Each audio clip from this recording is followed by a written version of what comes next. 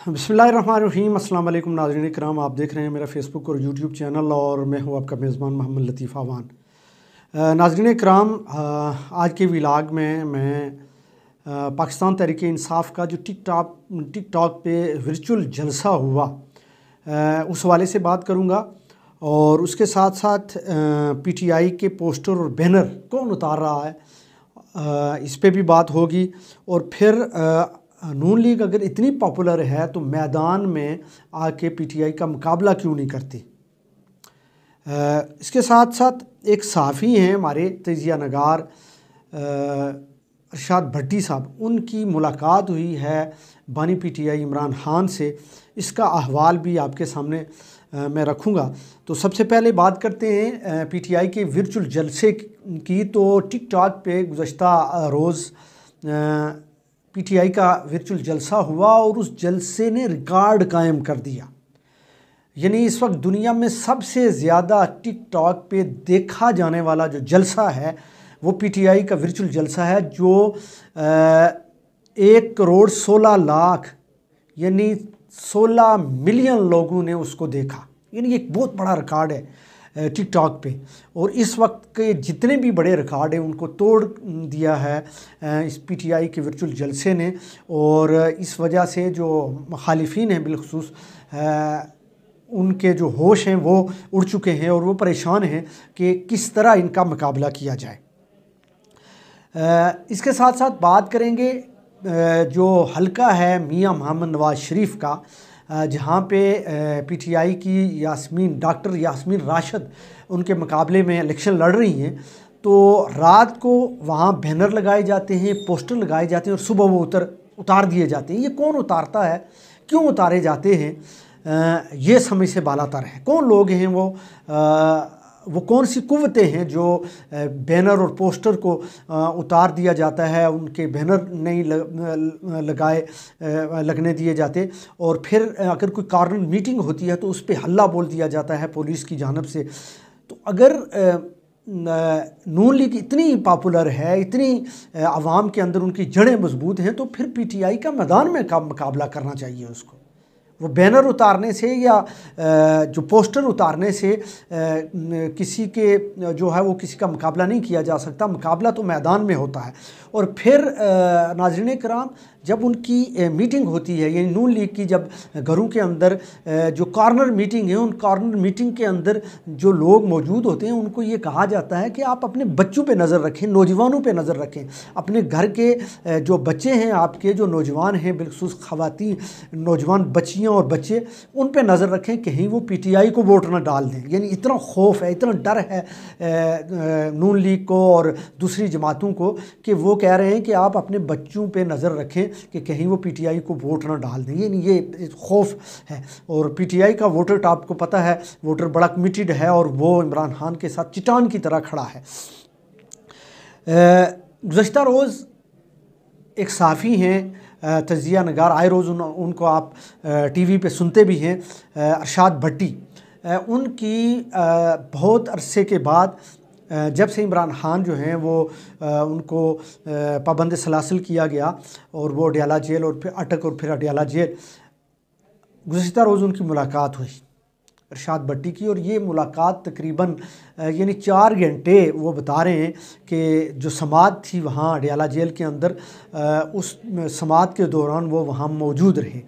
और उनका ये कहना था कि जब मैं इमरान खान से मुलाकात करने के लिए गया तो जब मैं इमरान खान से मिला तो वो बड़े परजोश अंदाज में मुझे मिले। यानी वही जोश, वही वलवला, वही जज्बा, वही जो है उनका हशाश बशाश थे, सेहतमंद थे और उसी पोजीशन में जिस तरह वो पहले मिलते थे इसी तरह मिले। यानी कोई उनके चेहरे पे परेशानी नहीं देखी मैंने, कोई उनके जो है वो होता है ना जेल के अंदर बंदा परेशान होता है, अपना दर्द बयान करता है, दुख बयान करता है, लेकिन इस तरह की कोई सूरत हाल नहीं थी। वो पहले से सेहतमंद भी नज़र आ रहे थे, हशाश बशाश भी नज़र आ रहे थे और पहले से ज़्यादा मजबूत और तवाना जो है वो दिखाई दे रहे थे। तो अरशाद भट्टी का ये कहना था कि जब اس ہال میں، جس ہال میں وہاں جو ہے وہ ان کے تمام کیسز کی جو ہیئرنگ ہوتی ہے، وہاں میں تقریباً 4 گھنٹے موجود رہا۔ عمران خان بھی وہاں موجود رہے، جج بدلتے رہے لیکن وہ عدالت وہی رہی۔ تو وہاں 4 گھنٹے تک میں موجود رہا، تمام ہیئرنگ میں نے سنی، اور پھر ہم نے بہت سارے سوالات بھی ان سے کیے، اور ان سوالات کا انہوں نے بڑا تفصیلی جواب بھی دیا۔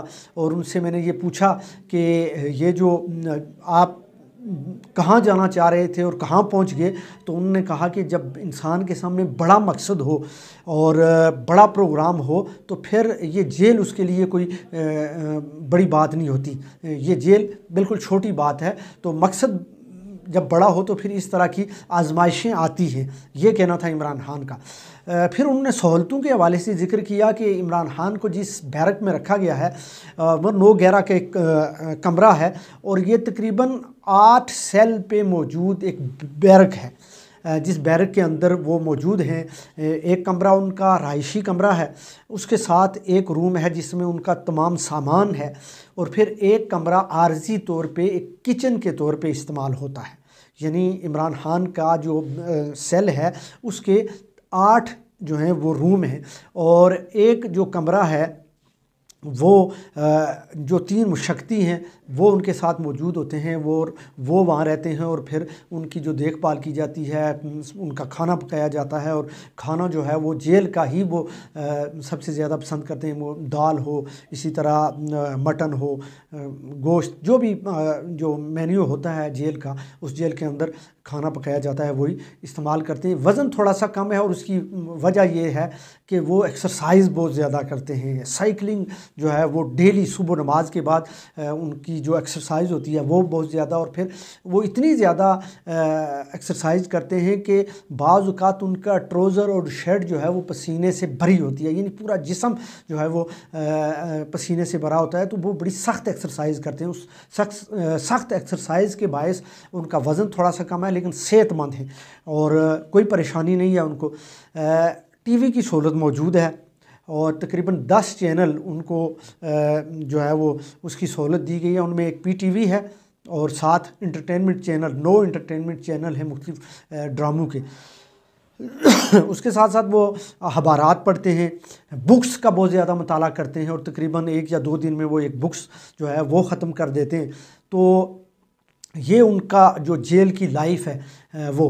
اور جب ان سے یہ پوچھا گیا کہ آپ کوئی کمپرومائز کرنا چاہ رہے ہیں یا بات چیت اگر آپ کی ہو تو آپ کس سے بات چیت کرنا چاہتے ہیں، تو ان کا یہ کہنا تھا کہ بات چیت میں ان لوگوں سے نہیں کرنا چاہتا جن کے پاس کوئی اختیار ہی نہیں ہو، صرف اگر میں بات چیت کروں گا بھی تو صاف اور شفاف، فری اینڈ فیئر الیکشن پہ بات ہو سکتی ہے، اس کے علاوہ کوئی بات نہیں کروں گا، اور نہ ہی میں جعلی جو ہے وہ میڈیکل رپورٹ بنا کے میں باہر جاؤں گا، یا میں بیماری کا بہانہ بنا کے باہر جاؤں گا۔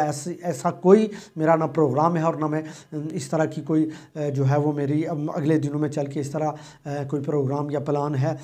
میں انشاءاللہ اپنے اس وعدے پہ، اپنے اس مقصد کے لیے یہاں کھڑا ہوں، اور کھڑا رہوں گا، آخری وقت تک لڑتا رہوں گا۔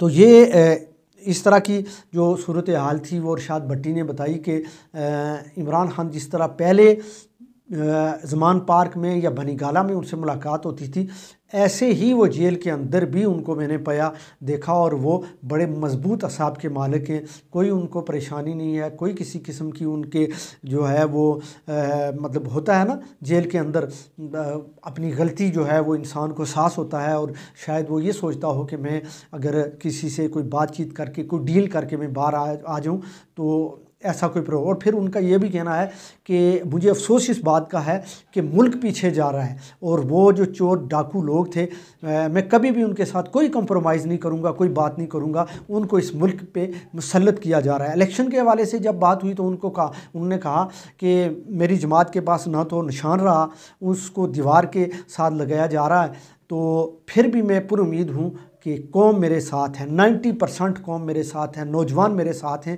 اور مجھے امید ہے کہ وہ ووٹ مجھے دیں گے، اور 8 فروری کا جو دن ہے وہ پاکستان تحریک انصاف کا دن ہوگا۔ یہ کہنا تھا عمران خان کا۔ تو ناظرین کرام، آج کا جو ولاگ تھا یہ بنیادی طور پہ جو ٹک ٹاک پہ ورچوئل جلسہ ہوا اس حوالے سے میں نے گفتگو کی، اور ساتھ ہی ساتھ جو عمران خان کی معروف تجزیہ نگار اور اینکر پرسن ارشاد بھٹی سے جو ملاقات ہوئی اس ملاقات کا حوالہ آپ کے سامنے رکھا۔ مجھے دیجیے اجازت، اللہ نے کے بعد۔